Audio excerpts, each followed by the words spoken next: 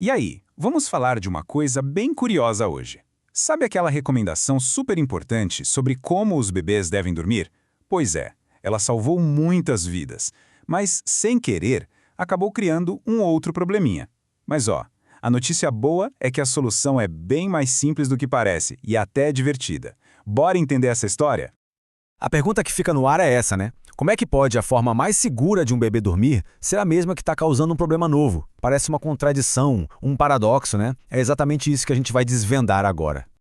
Então, para a gente entender como chegamos nesse ponto, a gente precisa voltar um pouquinho no tempo para uma das campanhas de saúde pública de maior sucesso que a gente já viu.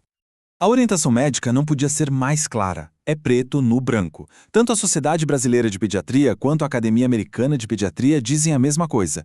Bebê tem que dormir de barriga para cima. Ponto. É a regra de ouro para um sono seguro. E isso, gente, não se negocia.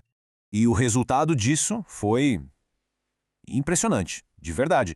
Uma mudança de hábito que parece tão simples, né? Deitar o bebê de barriga para cima, e isso reduziu assim drasticamente os casos de morte súbita.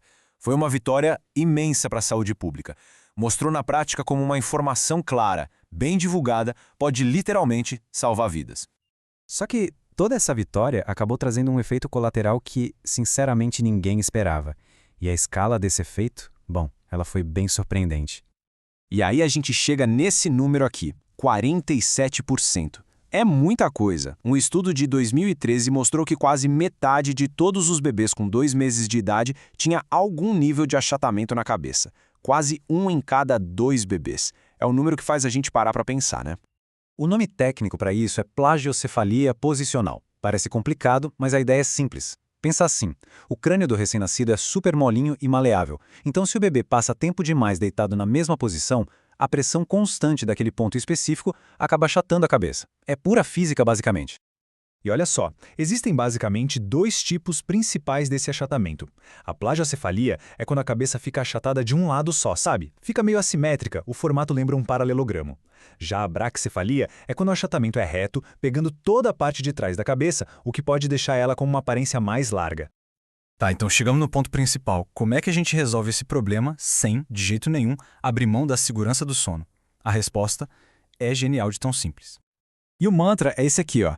De costas para dormir, de barriga para brincar. A sacada é genial, porque não muda em nada a recomendação do sono. Nada. A ideia é simplesmente adicionar uma coisa nova na rotina do bebê, mas só quando ele está acordado. Esse de barriga para brincar é o famoso tummy time, ou a hora da barriguinha, que nada mais é do que colocar o bebê de bruços, claro, sempre acordado e com alguém de olho. E por que isso é tão, mas tão importante? Porque vai muito além de só evitar a cabeça chata. Pensa nisso como a primeira academia do bebê.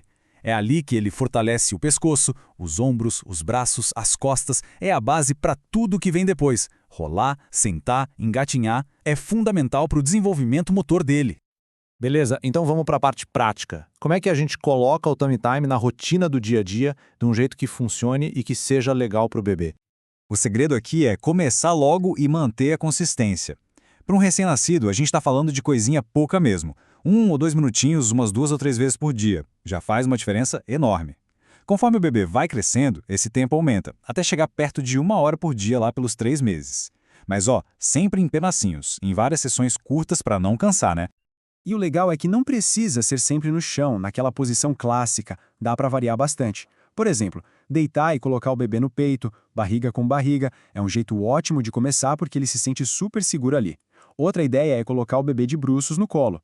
Ou até usar uma toalhinha enrolada embaixo do peito dele para dar um apoio extra. O mais importante de tudo é a interação, é estar junto ali na brincadeira. Agora umas dicas de ouro para dar certo. Primeiro, e mais importante de tudo, supervisão. Sempre. Nunca, em hipótese alguma, deixe o bebê sozinho. Segundo, timing é tudo. Faça isso quando o bebê estiver acordado, de bom humor e de preferência não logo depois de mamar, né? E mais 2 coisas cruciais. Tente limitar o tempo em cadeirinhas e balanços que prendem a cabeça e lá no berço tente variar a posição dele para ele ser incentivado a olhar para os 2 lados. Bom, agora vamos falar de uma das maiores dificuldades que o pessoal enfrenta e depois amarrar tudo isso com o desenvolvimento da criança como um todo. Ah, essa é a pergunta de $1 milhão, não é? E se o bebê simplesmente odiar? Porque, vamos ser sinceros, muitos bebês reclamam, choram. Isso pode ser bem frustrante para quem está cuidando. A principal mensagem aqui é: calma e não desista. É super normal o bebê estranhar no começo. O truque é começar com sessões bem curtinhas, tipo 30 segundos mesmo, e ir aumentando aos pouquinhos. O mais importante é quem cuida estar ali junto, participando. A interação é o melhor brinquedo que existe. Lembre-se, no início, a consistência é muito mais importante que a duração de cada sessão. Então, para resumir, a grande lição é simples. O tummy time não é só para evitar que a cabeça fique amassadinha. Isso é quase um bônus. A verdade é que essa é uma das primeiras e mais cruciais atividades físicas que um bebê faz. É a fundação do desenvolvimento motor dele. É o que vai prepará-lo para todo o resto. Rolar, sentar, engatinhar e, finalmente, sair explorando o mundo. E para a gente fechar, fica uma reflexão. Algumas pesquisas já começam a apontar uma ligação entre a plagiocefalia, a cabeça achatada, e um risco maior de pequenos atrasos no desenvolvimento. E isso faz a gente pensar, será que essa atividade tão simples, o tummy time, não é só uma coisa boa a se fazer, mas talvez um marcador super importante, uma ferramenta que a gente tem na mão para ajudar a destravar e garantir o bom desenvolvimento da criança desde os primeiros meses de vida? Fica aí a pergunta.